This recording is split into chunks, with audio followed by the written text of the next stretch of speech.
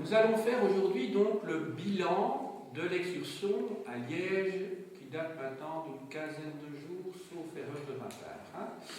Donc, ce bilan comprendra trois parties. Une première partie où les deux professeurs qui nous ont accompagnés, c'est-à-dire moi-même et Madame Stockard, nous allons émettre un certain nombre de remarques, mais formulées principalement sous forme de conseils. Donc il ne faudra jamais mal prendre ce que nous dirons, c'est toujours pour vous permettre de progresser, et certainement pas avec l'intention de vous sanctionner, puisqu'il s'agissait d'un atelier de formation professionnelle. Ensuite, dans un deuxième temps, nous aimerions avoir vos remarques sur la façon dont tout s'est passé, depuis la conception, au départ, depuis la conception initiale, jusqu'au produit fini, entre guillemets. Vous savez que c'est le genre d'expression que je n'aime pas, mais enfin bon, ça permet en tout cas de nous comprendre ici. Donc je commence tout de suite par quelques remarques. Alors je vais prendre les étudiants individuellement, mais je ne retiendrai chaque fois que un ou deux points forts. Je ne vais pas aller plus loin. Donc je commence tout d'abord par Mélanie, qui était la première à s'être exprimée à la gare de Liège. Alors, moi j'ai noté deux points forts, puisque tu faisais la présentation générale. C'est que pour introduire le thème de l'excursion à Liège, à la gare, tu as comparé tout d'abord deux plans. C'était nécessaire, indispensable, de replacer l'excursion et le thème de la journée dans son cadre spatial. C'était élémentaire. Ensuite, tu es, d'un point de vue méthodologique, toujours parti du général pour aller vers le particulier. Donc je trouvais que c'était des choses à dire et qui rentraient vraiment dans le cadre, comment dirais-je, des démarches qu'un élève de cet âge-là peut assimiler. Alors je passe ensuite à Adrien. Alors Adrien, tu as travaillé comme Mélanie dans de très mauvaises conditions sonores, parce qu'on entendait les trains, on entendait des bruits de marteau-piqueur dans le fond.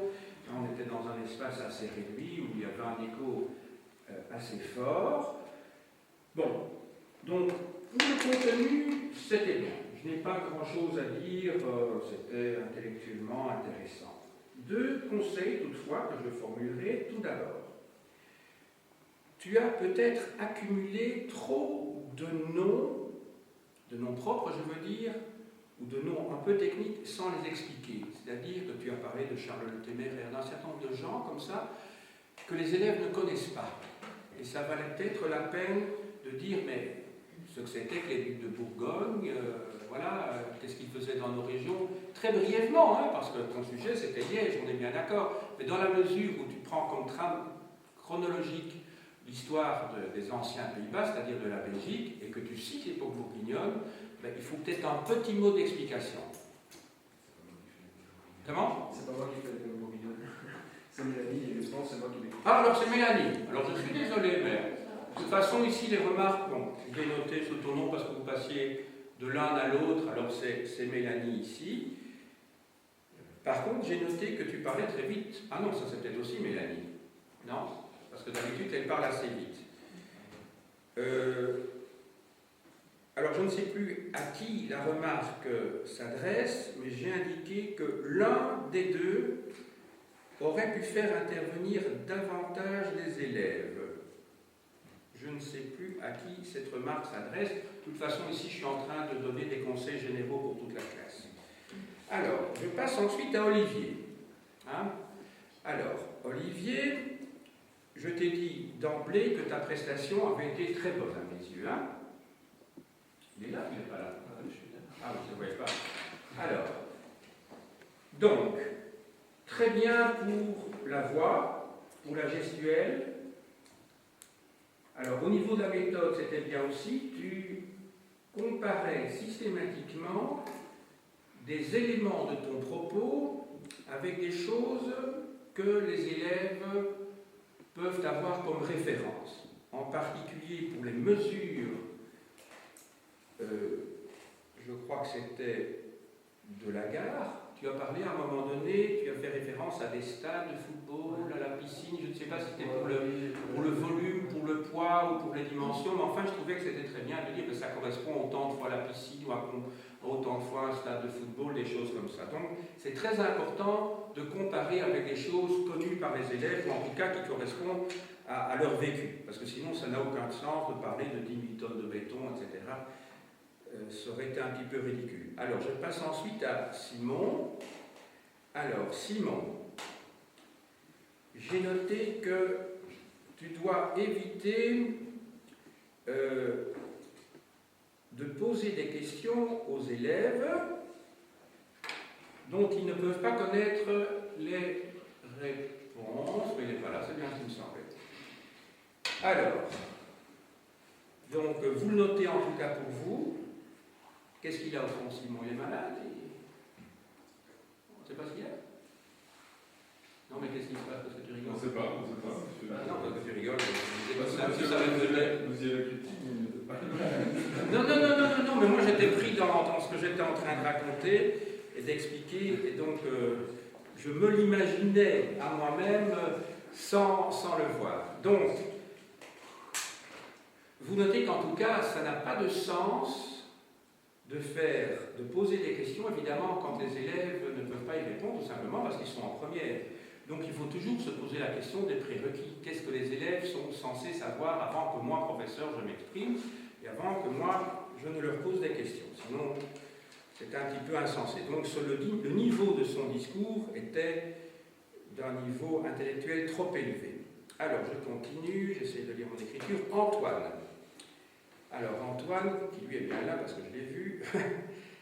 Alors, en termes de contenu, c'était bien. Bon, tu es parti en fait de quelque chose qui était anecdotique, le taureau. Hein, et ce qui était bien, c'est que tu as replacé dans l'histoire de Belgique. C'est ça que j'ai apprécié. Parce que si tu avais parlé uniquement du taureau et de l'aspect plus purement folklorique, le rapport avec les étudiants qui viennent pas, les parties que l'on sait, là, c'est pas ça, hein. Je ne dis pas que pour les élèves de temps en temps, il ne faut pas un petit peu mettre un petit peu d'ambiance et couper le côté un peu trop sérieux du propos qu'on peut avoir, mais tu as bien placé ça dans l'histoire de Belgique, tu as montré que ça se plaçait dans la lutte au XIXe siècle entre les catholiques et les anticléricaux, les libéraux, et c'était en ça que cette anecdote avait du sens. Alors, je poursuis avec Benoît, hein, qui est en forme. Alors, toi c'était Saint-Barthélemy, je vois. Alors, pour la voix, c'était impeccable. Hein, on était dans un endroit où il y avait déjà moins de bruit, mais enfin, on t'a très très bien entendu. J'ai noté toutefois qu'il y avait quelques problèmes au niveau du langage. Hein. Tu as utilisé plusieurs fois l'expression massif. Alors, on était devant une église, au lieu de parler de bloc ou de partie d'église. Parce que le premier massif, le deuxième massif, on avait l'impression qu'on était devant des montagnes, ou je ne sais pas moi. Hein. Donc là, il faut faire peut-être attention au vocabulaire. Oui, vas-y. C'est parce que j'ai consulté des ouvrages, le sujet, ils ont tous utilisé ce terme-là. Le terme massif pour une construction. Oui, tout à fait. Oui, mais ça me paraît bizarre de parler de massif. Voilà, je n'ai pas choisi. Oui. Mais en tout cas, bon, je ne sais pas, c'était quoi, un guide touristique? Non, mais qu'il y avait des guides qui étaient disponibles là. Alors, ce qu'il faut savoir, c'est que dans les guides, l'expression n'est pas toujours très bonne. Hein. Alors, en plus de ça, pour Liège, ça m'étonnerait, bon, il y a très peu de chances que ce soit une traduction, mais quand moi je vais à l'étranger, que je vois des guides anglais ou espagnols, enfin ici c'est vraiment pas le cas, hein, mais traduits en français, il y a des fautes de français pas possibles, hein, c'est tout à fait approximatif au niveau du langage. Mais enfin, bon, le terme massif ne me semblait pas adéquat pour décrire en tout cas les parties de ces bâtiments. Mais pour le reste, en revanche, je crois que c'était très intéressant, en particulier quand on était de l'autre côté de Saint-Barthélemy et que tu as expliqué où se trouvait la limite justement c'était de quoi, du mur, voilà, c'est ça, et que tu as montré, enfin d'ailleurs on le verra bien dans le DVD, la rue, c'était quoi, la rue du... Hors-Château, voilà, je cherchais le terme, donc c'était très clair au niveau de la topographie, oui. Ah, c'était tout à fait clair, et tu l'as bien montré, je crois que pour les élèves c'est très important de faire de la topographie, bien montrer concrètement que dans ce cas-ci, en l'occurrence, hein, les noms des rues correspondent à des réalités anciennes. Voilà. J'étais pas tout à fait d'accord avec ta définition du prince évêque, mais ça, on peut en reparler à un autre moment. Hein, sinon, Mme Scocart n'aura pas le temps de parler. Alors, ensuite, pour Brice. Oui, voilà. Pour Brice. Alors, tu as fait observer aux élèves. Donc ça, c'est une compétence qui correspond tout à fait à leur âge. C'était très bien, tu étais devant le perron. Question maintien de l'ordre, ça allait aussi, mais tu travaillais dans de mauvaises conditions. Toi, ce n'était pas le pilon, le marteau-piqueur et les trains. Toi, c'était la pluie qui t'a gêné. Toutefois, en termes de contenu et en termes de méthode, il ne faut pas poser des questions, de nouveau, comme je l'ai dit, pour je ne sais plus qui, des questions auxquelles les élèves ne peuvent pas répondre. Hein. Tu te souviens du terme feu de la terre que tu as utilisé toi-même, qui t'as dit à un moment donné, mais est-ce que vous savez ce que c'est? Tu en avais parlé depuis déjà 3 ou 4 minutes. Donc il ne faut pas parler des feux de la terre. Je crois que déjà dans la classe ici, c'est peut-être pas évident pour tout le monde de me définir ce que c'est qu'un feu de la terre. Alors, a fortiori, les élèves de première secondaire. Je poursuis avec Alexandra. Alors, Alexandra, tu as parlé d'hôtel de ville, mais j'ai trouvé que c'était quand même un petit peu court, hein, même s'il n'y avait pas des masses de choses à dire. Donc, j'espère que tu t'es investi peut-être dans d'autres aspects de l'organisation de l'excursion. Mais sinon, ce que tu as dit, c'était intéressant, mais sauf que tu n'as pas dit beaucoup de choses. Alors, pour Nel, ce que tu as dit, c'était pas sans intérêt. En ce qui concerne tes problèmes de langage, mais je crois que depuis déjà plusieurs années, tu fais ce qu'il faut. Et donc, la première partie de ton exposé, il n'y a pas de problème, parce que justement, tu te maîtrisais ou tu pratiquais les techniques qu'on a pu t'indiquer pour éviter justement d'avoir ces difficultés langagières. Mais par la suite, peut-être dans l'énervement, le stress, tu t'es peut-être laissé aller, et alors du coup, c'était plus difficilement audible. Mais donc, si tu es capable de le faire pendant 5 minutes, il n'y a pas de raison que tu ne sois pas capable de le faire pendant un quart d'heure. Alors, Johan, maintenant. Alors, Johan, toi, c'était le Palais des Princes-Évêques dont tu nous as parlé, mais à l'intérieur de l'hôtel de ville, puisqu'il pleuvait à l'extérieur. Je n'ai pas grand-chose à dire, tu es égal à toi-même. Pour le contenu, pas de remarques particulières, tu t'exprimes bien, la voix, rien à dire de particulier. Voilà, donc j'ai essayé de synthétiser des remarques, mais ce sont surtout des remarques que j'ai essayé le moins possible, c'était inévitable évidemment de faire référence à l'un ou à l'autre d'entre vous, hein, donc j'ai essayé de ne pas trop personnaliser, parce que moi ce qui m'intéresse, c'est que les conseils que je vous ai donnés soient intégrés par tout le monde. C'est ça mon objectif. Voilà. Donc dans votre cahier de méthodologie, il faudrait que ça apparaisse conseil pour organiser une excursion, et pas seulement pour organiser une excursion, je crois que c'est utile aussi pour donner cours en classe tout simplement. Voilà, alors maintenant je cède la parole à ma collègue, Mme Scocart, qui va donner le point de vue du professeur qui est titulaire, enfin qui est en charge de la classe elle-même. Et donc le regard est un petit peu différent. Ça va? Voilà, je cède la parole. Merci. Alors, j'essaie de ne pas répéter ce que M. Dufay a dit. Donc, moi, je vais vous donner effectivement mon point de vue de professeur par rapport aux exposés. Tout d'abord, l'historique. Alors, vous avez utilisé un poster, un panneau. Et moi, ce poster, il m'a fait penser à une photocopie ou à un tableau. Ça veut dire que ça, c'était à faire en classe. C'est bien la preuve qu'on est arrivé quelque part, on n'avait absolument pas besoin de l'endroit où on était, on devait trouver un endroit calme, et justement, vous avez... Bon. Donc, ce qui était sur le poster, c'était très bien, mais ça, M. Dufay l'a dit, donc je ne vais pas le répéter, localiser dans l'espace, localiser dans le temps, utiliser une carte, utiliser une ligne du temps, très bien, ce que vous avez dit aussi. Mais c'était, moi je pense, à faire en classe. Donc, c'est vrai qu'il faut préparer les élèves à l'excursion, et ce que vous avez fait peut donc être fait à l'avance en classe. Maintenant, vous n'avez pas eu l'occasion, puisque vous deviez tout faire ce jour-là.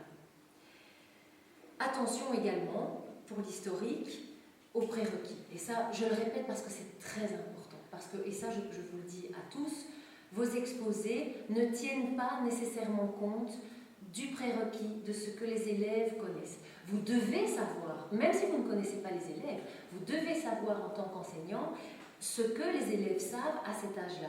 Il y a des programmes, vous devez vous renseigner sur ce qu'ils font en primaire, et donc, en et savoir y connaître un enfant de cet âge-là. Donc à cet âge-là, tout au début d'une année scolaire en première secondaire, quels sont leurs prérequis? C'est vrai que c'est un niveau assez faible. Donc, et ça, c'est ce que je reproche souvent aux guides quand on fait des visites guidées. C'est souvent ça le problème, c'est que les guides ont beaucoup de mal à s'adapter au niveau des élèves. Et vous, en tant qu'enseignant, vous ne devez donc pas commettre ça. Vous ne devez pas faire ça. Eux, ils sont guides, pas profs, sans doute, peut-être. Vous êtes prof, vous devez connaître le niveau des élèves et donc bien utiliser, ça ne sert à rien d'expliquer, de vouloir absolument faire passer un message ou faire passer des informations qu'ils ne comprendront pas.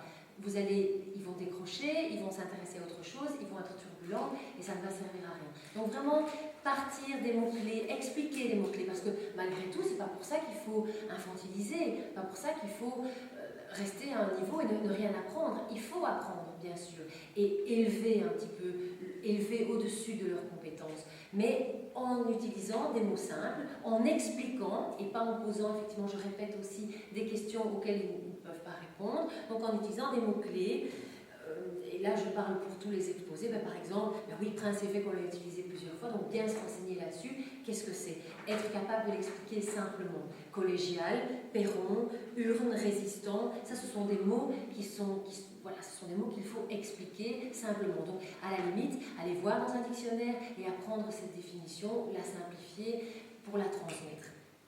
En ce qui concerne l'exposé sur la gare, oui, effectivement, c'était très bien. Les applaudissements des élèves étaient le témoignage. L'utilisation de comparaison, donc ça, je ne vais pas répéter, ça a été dit, ok. Le monument sur les résistants et tous les autres, finalement. Et pour tous les autres, je dirais, on n'est pas en classe, encore une fois, on est dans un endroit où on regarde, où on observe, où on a devant soi des monuments, où on leur montre des choses. Utilisez ça, montrez, faites toucher aux élèves, vous touchez vous-même, montrez avec le doigt, faire tourner tout autour. On l'a fait pour le perron. Le jeune homme l'a fait pour le perron, j'avais pris les prénoms, mais je ne me souviens plus. Voilà, donc tu l'avais fait pour le perron, tu as fait tourner tout autour. Tu es un des seuls à avoir fait ça. C'est vrai que pour l'urne, ça s'y prêtait aussi. Que voit-on ici? Ça, ce sont des questions qu'on peut poser aux élèves. Qu'est-ce que tu vois? Qu'est-ce que tu vois? Qu'est-ce que vous voyez? Bon, qu'est-ce que c'est à votre avis? Si c'est possible, si la réponse peut-être apporte une réponse ou même une réponse qui est possible. Qu'est-ce que vous voyez? L'urne. Bon. Qu'est-ce qui est représenté dessus? Qu'est-ce que vous voyez? Tournez autour, regardez un petit peu, prendre le temps de faire ça. Vraiment, on a l'impression que vous étiez un petit peu trop focalisé sur vos exposés et pas assez sur ce qu'il y avait autour. Avec des élèves aussi jeunes, montrer, se balader dans la gare, on ne l'a presque pas fait. Ça, moi, j'ai regretté. Tu as bien montré, c'était très bien, tu as montré, ils ont regardé en haut, ils ont regardé en bas, mais se promener un peu dans la gare, se promener un petit peu, parce que finalement, c'était assez statique. Se promener autour du monument. On l'a fait pour la collégiale, on est allé d'un côté, et puis on est allé de l'autre. C'était bien aussi. Ça, c'est bien, c'est positif. C'est du concret. C'est du concret. Et puis, moi, je pense que je peux terminer par là. Essayer d'appliquer la démarche historique. Cette démarche qu'on va leur apprendre dès la première et qui va servir jusque la fin, jusqu'en secondaire, jusqu'en sixième, jusqu'en recto. Cette démarche, c'est, on se trouve devant un document, là, voilà, c'est mieux qu'une photocopie, on se trouve carrément sur place. Que voit-on? C'est la démarche, le descriptif. Que voit-on? La date de création, donc ça vous pouvez donner l'information si ce n'est pas indiqué, la date de création. Est-ce que c'est un travail ou est-ce que c'est une trace du passé? Ça, c'est à ce niveau-là, en première, c'est ça qu'on apprend. Et quelle est la nature? C'est un document archéologique, c'est un document iconographique, c'est autre chose. Donc ça, c'est ça qu'il faut dire. Toujours cette même démarche. Donc vous avez plusieurs monuments, essayez malgré tout toujours d'être assez systématique. Que voit-on ici? Donc voilà, ici on est dans un endroit différent. Que voit-on? Qu'est-ce que c'est? À quoi ça sert? Quelle est l'utilité à votre avis? Et puis, une fois qu'on a posé ces questions-là, des questions simples, des questions qui utilisent ce qu'on voit, on complète avec une information qui ne pourrait pas avoir. Ça va? Voilà. Juste une chose, puisque aujourd'hui vous êtes venus en classe, c'était l'après-visite, c'est important aussi, préparer la visite avant, la visite en elle-même, et puis il faut, avec des petits comme ça, surtout pas de prise de notes. On ne prend pas de feuilles, on ne prend pas de notes, on regarde, on utilise ses yeux et ses oreilles, ça je le répète à chaque fois. Donc, mais après, il faut quand même une trace au cahier. Donc, ce que vous avez fait aujourd'hui, retracer l'itinéraire, donc chronologiquement, avec les photos des différents monuments, c'était parfait. L'idée du compte-rendu, c'était très bien aussi. Donc faire un compte-rendu, ce qu'ils ont fait, c'est qu'ils se sont mis par groupe et ils ont fait, en suivant les différents monuments qu'ils avaient vus, eh bien, retracer, donc faire le compte-rendu de la journée. On est parti de Nivelles à telle heure. Le matin, on a vu telle chose. On a mangé la cafétéria du musée. L'après-midi, on a vu autre chose, ce qu'on a préféré. Et donc, ce compte-rendu, il va se trouver au cahier, avec une photo éventuellement, ou bien sur le site de l'école, s'il y en a un. Donc, votre travail, là, il est terminé. Le projet, il est terminé. Avant la visite, pendant la visite, et puis qu'il y ait un après, qu'il y ait une trace dans le cahier, qu'il y ait une trace pour l'école, sur le site, comme que tout le monde peut aller voir, les parents, le chef d'établissement. Voilà. Donc, ça s'est très bien passé en classe. La jeune fille qui était venue prendre les informations avait bien transmis le message. Très important aussi, ce sera la dernière chose. Quand vous faites comme ça une excursion ou un travail de groupe, essayez de bien déterminer les rôles. Vous êtes à plusieurs, vous serez à plusieurs aussi si vous faites une excursion. On ne part pas seul en excursion, on part au moins à 2, à 3. Si c'est vous qui organisez, déterminez les rôles. Même si vous êtes avec des collègues plus âgés, ça n'a pas d'importance, c'est vous qui organisez, donc c'est vous qui devez aller vers les collègues et dire « toi tu feras ça, toi tu feras ça ». Bon, pas être trop directif, on peut faire ça convenablement avec diplomatie, mais bien que chacun sache exactement. Il y a eu quelques flottements entre, je l'ai dit ce matin, entre les différents exposés. Bon, il faut changer d'endroit, donc à ce moment-là, il faut que quelqu'un prenne le rang. Un prof devant, un prof derrière, allez, l'exposé est terminé, on y va. Faire avancer les élèves pour qu'il y ait un rythme. Mais ça doit être déterminé à l'avance. Voilà, donc bien veiller à... Et c'est comme votre travail de groupe que vous avez fait ici, puisque ça c'était une excursion quand même imposée, les rôles doivent être bien déterminés. Et ça, vous devez les déterminer entre vous.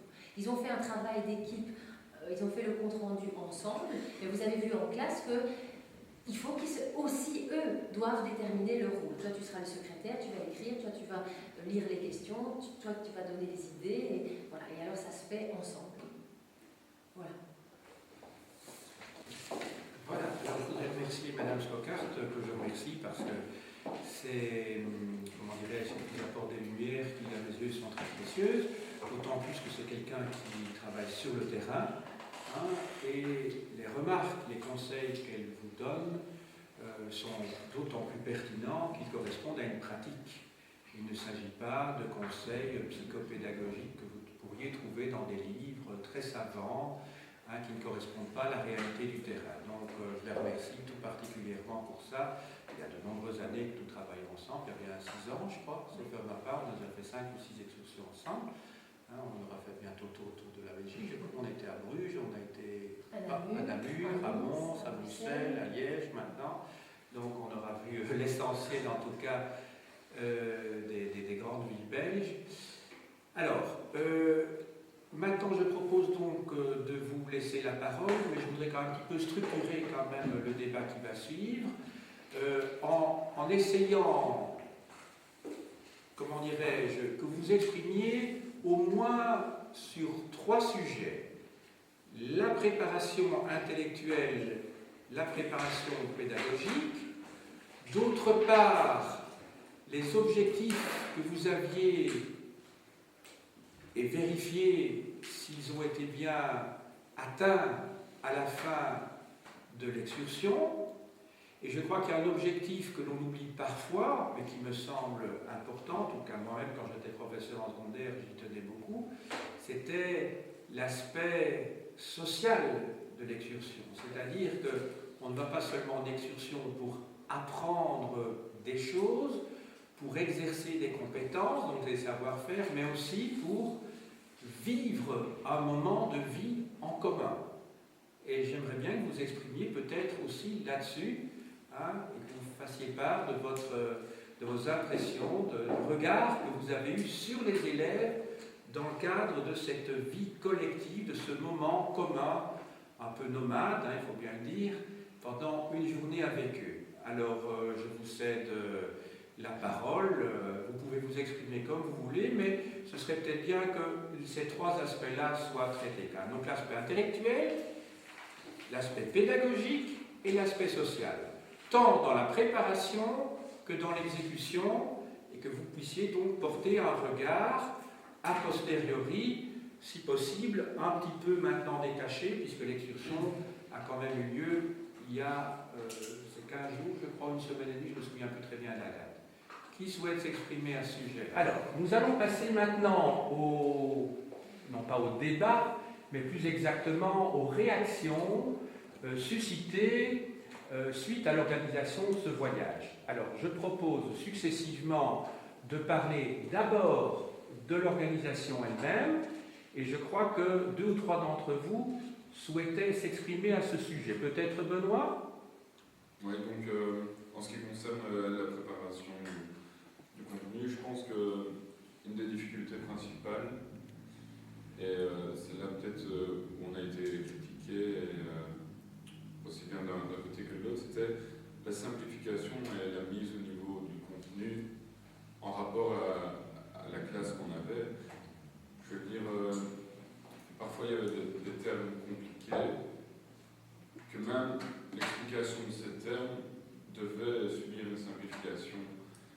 Je prends l'exemple de Prince Évêque, par exemple, que j'ai très simplement expliqué, j'en ai conscience, mais j'avais aussi conscience que j'avais une classe d'enfants très jeunes devant moi. Aussi un deuxième point qui était de ne pas perdre en vue l'objectif, même si l'objectif a un point différent de la préparation, c'est qu'en réalité, ne pas perdre de vue ce dont on parle et ne pas dévier. Je vais prendre mon exemple pour une raison de simplicité, mais je parlais de la collégiale Saint-Barthélemy. Alors là, j'ai expliqué le contexte, mais je n'ai pas non plus expliqué la vie du prince évêque qui a décidé pourquoi il a décidé de faire ça, oui, mais sans non plus m'étaler et perdre la connexion avec le monument concerné. Oui. Donc voilà, c'est, je pense, les 2 idées principales qu'il y avait à ne pas perdre de vue pendant la préparation intellectuelle. Et peut-être aussi de se rendre sur place avant.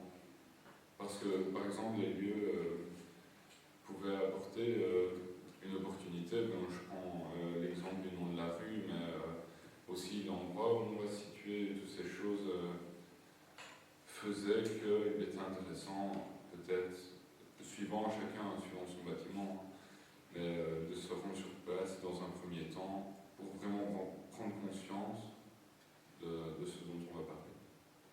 Voilà. Très bien. Mélanie, as-tu quelque chose à... Réalisation, le fait que ça c'est vraiment pas facile, et ça je trouve ça bien justement, ce genre de choses. Donc on bute, les obstacles pour moi sont une bonne chose, quand on voit par exemple, je n'arrive plus à m'exprimer, désolé. Non, mais on a compris que quelque part, le fait de se trouver devant un obstacle et qu'on parvienne à le surmonter, mais quelque part, ça fait partie du bagage positif que tu garderas pour la suite de ton expérience professionnelle. Mais effectivement, ça s'est bien passé sur le temps de midi, mais ça risquait de capoter à un moment donné. Il y a eu quelques minutes de flottement, d'hésitation. Tu étais sûr de ton coup parce que tu avais fait ce qu'il fallait, ou en tout cas, voilà, tu croyais en tout cas que les relations que tu avais suffisaient que pour avoir une solution définitive, et manifestement, je crois qu'à l'avenir, il faut avoir carrément un contact direct et presque une réponse écrite pour être tout à fait assuré et bien dormir la nuit qui précède l'excursion. Y a-t-il encore quelqu'un qui veut s'exprimer? Adrien. Par rapport aux obstacles, en fait, donc dans la présentation de Mélanie, on a eu le problème du bruit, en fait, on voit. Le fait est que j'avais été faire un repérage le dimanche, et que le dimanche, forcément, il n'y a pas de travaux, mais il n'y a pas de train non plus. Donc, voilà, ça m'apprendra à faire un repérage en semaine, et, voilà, et correct. Voilà. Donc voilà, c'est vrai que ça a posé problème dans notre présentation, et qu'on a quand même essayé de faire avec. C'est pas un souci d'organisation qui n'a pas été décidé à l'avance, c'est juste un gros imprévu qui nous a pris. Peut-être Alexandra? Moi, c'est juste dire qu'avec les obstacles que certains ont eus, un qu'on aurait pu vraiment avoir, c'est les élèves. Or, ils ont vraiment été. Enfin, je crois que beaucoup de profs rêveraient d'avoir des élèves comme ça parce que même avec la pluie, le bruit, ils ont écouté, ils ont répondu aux questions et à la fin du récapitulatif, ils savaient répondre à presque toutes les questions. Donc, ça, forcément, ça fait plaisir, ça aurait pu se passer mal. Or, grâce, en tout cas pour moi, je parle pour moi, grâce à leur comportement, j'ai passé une très bonne journée. Alors, à moins qu'il y ait encore quelqu'un qui souhaite intervenir, nous arrivons à la fin de ce débat. Il y a quelque chose, quelqu'un qui souhaiterait... Vas-y Olivier, puis je conclue. Ça, vous avez dit vous avez dit que certains ont dû, par exemple, Alexandra. Oui, non, on va personnaliser parce que c'est bon, certains exposés sont oui. beaucoup.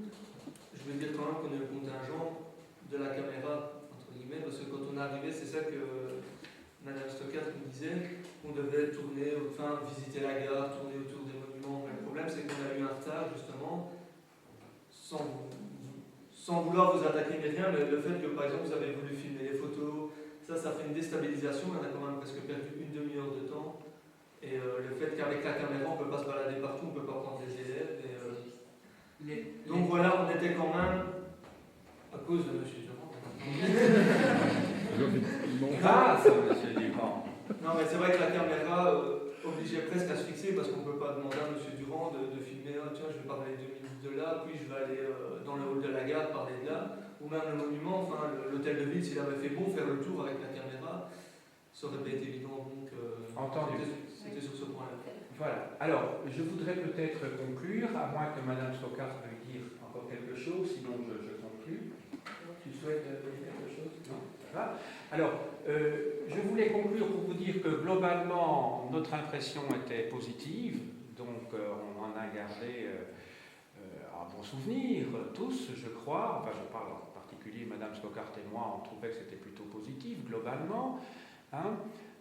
Vous avez vous-même remercié vos élèves de première secondaire. Pour l'an prochain, vous connaissez déjà l'objectif de l'excursion. À votre demande, j'avais proposé que cette année même, nous faisions une excursion semblable, mais avec des élèves d'une école qu'on appelle de milieu plus difficile, hein, autrement dit d'école en discrimination positive, des plus ou des plus. Hein. Votre choix a été de ne pas faire cette excursion cette année-ci, et donc je vous donne rendez-vous pour l'an prochain. L'an prochain, vous aurez donc à partir du même thème, et Mme Stockart m'a proposé de refaire une excursion que nous avons faite il y a au moins 4 ou 5 ans, je crois, Bruxelles. Voilà. Alors nous ferons donc la visite de Bruxelles, mais avec une classe de première de l'Athénée, et d'autre part avec une classe d'une école donc bruxelloise, mais des écoles que j'ai connues personnellement dans ma carrière professionnelle, qui sont un petit peu différentes. Alors vous aurez l'occasion de comparer à partir d'un même thème que la pédagogie, ce n'est pas seulement une question de contenu intellectuel, je parle pour le professeur ici, hein, mais que la pédagogie, c'est vraiment se mettre au niveau des élèves en fonction de leur bagage culturel, en fonction des difficultés langagières qu'ils peuvent avoir, en fonction de leur motivation dans le cadre du milieu familial ou culturel dans lequel ils évoluent, et vous verrez que ça, c'est vraiment un vrai travail pédagogique. Donc vous avez choisi de le faire l'an prochain, pas de problème, donc vous aurez 2 visites, mais à partir d'une seule préparation sur le plan intellectuel, puisque je veux dire qu'il n'y aura pas 36 recherches, vous verrez les mêmes monuments avec 2 classes différentes, mais avec une pédagogie qui ne sera peut-être pas tout à fait la même. Et ce sera tout l'exercice donc du premier semestre de votre 3e cette fois. J'ai dit ajouter. Sur ce point de vue-là? Non. Brice voulait peut-être intervenir sur l'organisation? Je me trompe. C'était juste pour signaler qu'il y avait eu des problèmes, parce que quand je prends mon cas, j'ai vraiment l'impression qu'au niveau organisation, j'ai vraiment rien fait du tout. Et quand je commence à regarder qui a fait exactement. J'ai l'impression que les élèves qui étaient le plus impliqués vraiment dans le voyage, c'était ceux qui étaient vraiment en deuxième. Et si on fait un clivage, c'est vraiment ceux qui étaient en crédit anticipé et qui n'étaient pas là, qui n'étaient pas en cours avec les autres et qui les voyaient donc moins souvent, qui se sont retrouvés un peu expulsés malgré eux du processus. Et j'ai rien à dire au niveau de l'organisation, c'était parfait. Et simplement, je me rends bien compte, et c'est un reproche qu'on pourrait effectivement me faire, c'est que je n'ai rien fait du tout. Et bon, c'est vrai que ça a été dur de m'impliquer sans jamais voir personne. Et voilà. Très bien. Simplement pour qu'il n'y ait pas d'ambiguïté, lorsque tu parles d'élèves, ici tu parles des étudiants d'école normale, que ce soit tout à fait clair. Donc je propose que pour la suite, on parle d'étudiants d'école normale et d'élèves du secondaire. Hein, voilà, je crois qu'Olivier voulait intervenir. Je vais rebondir sur ce qu'a dit Brice, le fait du fameux soi-disant clivage, enfin j'y crois pas trop, enfin désolé. Moi j'ai eu le sentiment qu'il y en a qui ne se sont pas justement pas assez intéressés, parce que Simon est en deuxième, comme toi, et c'est quand même intéressé, c'est quand même investi, et puis il y a l'investigation, mais ça je ne vais pas rentrer dans le débat, j'ai pas envie que ça parte en sucette. Il n'y a pas que l'organisation intellectuelle, parce que intellectuelle, ni même l'organisation du voyage, parce que dans le sens que c'est vrai qu'on était 10, et l'organisation, l'horaire, le trajet, on était de trop pour la préparation vraiment pour partir. Maintenant, sur place, je trouvais qu'il y en a qui n'ont pas fait, je ne vais pas citer le nom, mais je trouve qu'il y a un ensemble, qu'on aurait pu s'investir plus dans certains domaines. Comme vous avez peut-être dit, Alexandra a eu un exposé plus court, dû au contingent qu'on a eu, mais elle s'est pas mal montrée dans les autres domaines, elle a été là pour encadrer les élèves. Donc je pense que tout le monde a eu sa chance de montrer de quoi sa motivation au travers de ce voyage. Donc, je vais peut-être rebondir sur ce que tu as dit. Au fond, tout à l'heure, j'avais envisagé les objectifs en termes de préparation intellectuelle, pédagogique, également l'objectif social. Je pensais aux élèves de secondaire, mais au fond, je ne pensais pas, au moment où je vous l'ai dit, au travail d'équipe entre vous, qui est effectivement un objectif en soi, indépendamment de l'organisation et de l'encadrement et de la vie en commun entre les élèves du secondaire. Mais il y a effectivement la vie entre vous dans la préparation et sur place. Donc si je sens bien au niveau de la préparation, donc vous sentez que vous êtes peut-être tous investis d'une certaine manière, mais à des moments différents, soit dans la préparation plutôt technique, matérielle, d'autres plutôt dans la préparation intellectuelle. Est-ce que globalement, et sans citer de nom, vous avez quand même l'impression que si on fait le bilan global, est-ce qu'il y a eu une bonne répartition ? non. De telle manière, non. Et donc, vous en êtes quelque part tous co-responsables, puisque c'est un travail d'équipe, ou bien vous avez le sentiment que certains ont une position de retrait très rapide. Il y a déjà eu le fait aussi que la sortie qu'on devait faire à Liège nous est tombée dessus très rapidement. Ça veut dire que oui, on part à Liège, c'est bouclé, dans 2 semaines, vous devez être prêts pour des élèves de première. Donc il y a déjà eu ce stress-là. C'est vrai que Mélanie a pris directement. Oui. Je voudrais ne pas trop personnaliser, donc oui, vous en parlez en général, mais sans citer de nom, parce que sinon on va très vite rentrer dans une partie de ping-pong. On a tu pu parles en avoir général, oui. Comme diraient certains, des meneurs, donc des personnes qui sont plus motivées que d'autres à ce moment-là et qui ont pris tout les reins en main, entre guillemets. Mais je veux dire, c'est vrai que pour moi, on est en supérieur. C'est un sujet qui touchait tout le monde, les premières, les deuxièmes et les deuxièmes doubleurs. Donc pour moi, tout le monde devait s'investir, surtout qu'on a eu quand même quelques réunions, entre guillemets, parce qu'on était dans la retourne, on a montré le plan, on a dit qui fait quoi, est-ce qu'on accepte le plan, et on l'a fait devant vous. Donc je pense, et ça je suis convaincu, que tout le monde a eu la chance de montrer à un moment donné sa motivation et une partie de ses talents aussi, ou c'est seulement... Les talents, je peux dire que ça, c'est montré personnellement dans les exposés. Oui, mais pas seulement, parce que dans la préparation matérielle, il peut y avoir également des talents d'organisateurs qui se manifestent et qui, pour moi, c'est pas toujours facile d'évaluer la part de chacun et qui sont vraiment de réels talents, parce que si quelqu'un n'avait pas s'était pas occupé des horaires de tout l'aspect matériel, pour moi, ce n'est pas visible et pourtant c'est essentiel.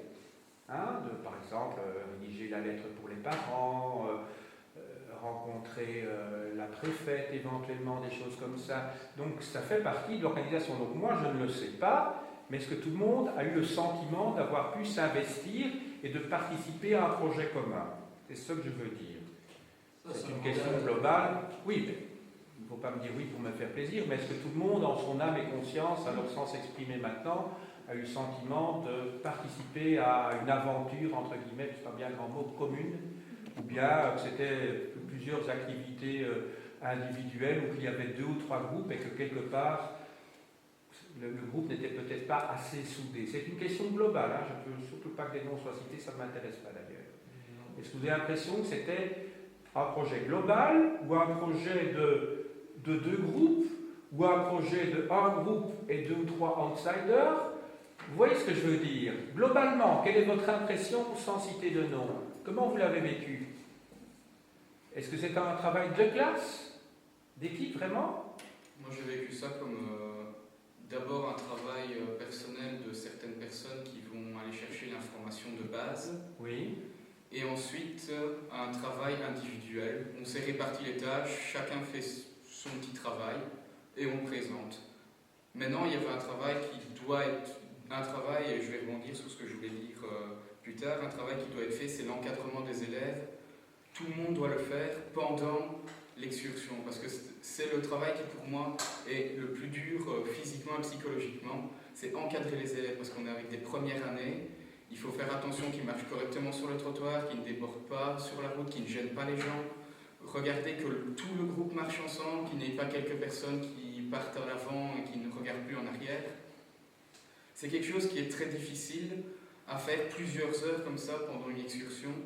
Donc ça, quand on est en groupe et qu'on travaille un groupe, il faut vraiment que tout le monde s'investisse là-dedans pour avoir 2 personnes devant, 2 personnes derrière et quelques personnes sur les côtés pour vraiment encadrer le groupe et que personne ne se perde parce que sinon c'est impossible pour les gens qui dirigent. Donc si j'ai bien compris ce que tu nous as dit, c'est que sur le plan intellectuel, après une première répartition des tâches, c'était essentiellement un travail individuel, mais en revanche, en ce qui concerne l'encadrement, là, il est nécessaire d'avoir un travail d'équipe, vraiment un travail collectif, et donc vous rejoignez, enfin tu rejoins maintenant ce que Mme Stockart a dit tout à l'heure, que c'est vraiment essentiel d'être devant, derrière, de prévoir les transitions entre 2 étapes. Donc on revient à ce que Mme Stockart disait tout à l'heure. Est-ce qu'il y a quelqu'un qui souhaite encore s'exprimer sur l'encadrement? Il a tout dit. Alors, y a-t-il d'autres thèmes que vous souhaitez aborder? Donc je rappelle les 3 lignes directrices que moi j'avais en tête, mais je dis on peut parler d'autre chose. Donc, préparation intellectuelle, préparation pédagogique, gestion du groupe de l'école secondaire, et surtout exécution et mise en œuvre de ce projet commun.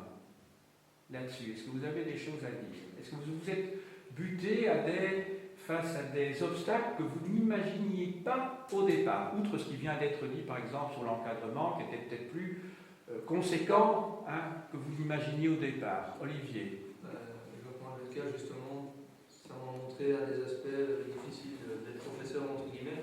C'est que par exemple quand on a dû aller manger à midi, moi j'étais quand même stressé parce que on avait dit qu'on avait un endroit pour les élèves manger couvert. Et c'est vrai que quand on est arrivé et qu'on a failli nous mettre dehors à 2 reprises, ça m'a fait un peu stressé. Et ça, c'est un des aspects. Enfin, ça, je crois que je remets ça dans l'aspect social, que justement social et dans l'autre. Moi, je ne veux pas connaître la cuisine interne. Ton papa n'était pas là, il n'a pas pu signer. Tu n'as pas ton point, c'est tout. Voilà, tu l'as pas. C'est pas la peine de commencer à. Et voilà. Et donc, il faut essayer de ne pas faire ça. Prenez sur vous, et ce qui n'a pas été, c'est comme vis-à-vis des parents. Oui, mais le parent vient vous trouver, on était en retard. Oui, mais c'est le collègue qui n'a pas. Non. On n'a pas besoin de connaître ça. Il ne faut pas le dire. Vous êtes un groupe, restez soudés dans le groupe. Ça, c'est important. Et ne montrez pas la faiblesse, parce que moi, je n'avais pas vu ça. J'ai vu un travail vraiment d'équipe. Et c'est une des premières fois que je vois ça. Et de la maturité comme ça aussi. Et des étudiants posés. Voilà, ça j'ai vu. Il ne faut pas leur jeter trop de fleurs. Non, j'ai dit. Mais j'ai dit positif. Donc, mais c'est très bien. Mais c'est très bien. Mais je suis d'accord avec ce que dit Mme Stockart ici. mais simplement ne vous reposez pas sur vos lauriers, parce que si vous avez une autre activité de ce type-là l'an prochain, il faut que ce soit mieux, parce que notre niveau d'exigence va monter. C'est tout ce que je dis, moi. Bon, pour le reste, j'accepte tout à fait ce que dit Madame Soka, que je remercie une fois de plus, hein, parce que je tiens encore à collaborer avec elle dans les années qui viennent. On aura fait tout le tour de la Belgique, donc à un moment donné, on devra trouver autre chose, hein, sans doute. Moi de recommencer un nouveau tour de Belgique. Ça va, mais de votre côté, donc c'est très gentil. Je remercie aussi M. Durand, avec lesquels... Ah, tu continues à filmer en plus. Je continue, voilà, je remercie M. Durand que je n'ai pas le sentiment d'exploiter, mais en tout cas, il y a la gentillesse de collaborer plusieurs jours par semaine avec moi depuis plus de 2 ans. Ah, c'est vrai, non? Et voilà, et je remercie aussi Madame Bison qui était présente, bien entendu, et Madame Bison. quand même collaboré, ça n'a pas été dit non plus. Voilà, et Madame Bison donc qui vous a aidé, je crois, dans une partie de la préparation, si j'ai bien compris, mais je ne connais pas le détail, sinon j'aurais. Voilà. Vous savez que les hommes de l'ombre, les femmes de l'ombre sont souvent les plus importants, hein, et donc dans ce cas-ci, voilà. Donc je la remercie publiquement. Il reste le compte rendu. Donc aujourd'hui, ils sont venus en classe. Les élèves ont rendu ce qu'ils avaient fait donc à partir des questions et à partir de l'animation en classe. Et donc il faut retravailler ce compte rendu ensemble. Ils ont proposé peut-être de le faire demain. Demain, vous avez 3 heures avec eux. Peut-être que ce serait bien, parce que j'ai dit, quand on fait un compte rendu, quand on met des photos sur un site ou quand on veut mettre dans le cahier, il faut que ce soit assez rapide. Voilà, ça doit être assez rapide. Donc ce serait bien si c'était fait. Demain alors, c'est ça. Oui, et vous pensez que ça prend combien de temps approximativement? 50 minutes, ça suffit. Reprendre tous les exposés, ils ont travaillé par groupe, donc ils ont 6-7 exposés d'élèves, reprendre ça et en refaire un. Je leur ai montré un petit peu le début, comment commencer, et je pense que c'est pas de problème. 50 minutes. On va le faire. Je voudrais quand même te transmettre ce que M. Durand m'a donné pour toi. Voilà, donc il y en a une qui est plastifiée et l'autre qui est personnelle. Une plastifiée, voilà. Tu en mets des deux en place et toute ta collection personnelle. Merci, M. Durand. Merci beaucoup, c'est très chouette. Merci, M. Durand.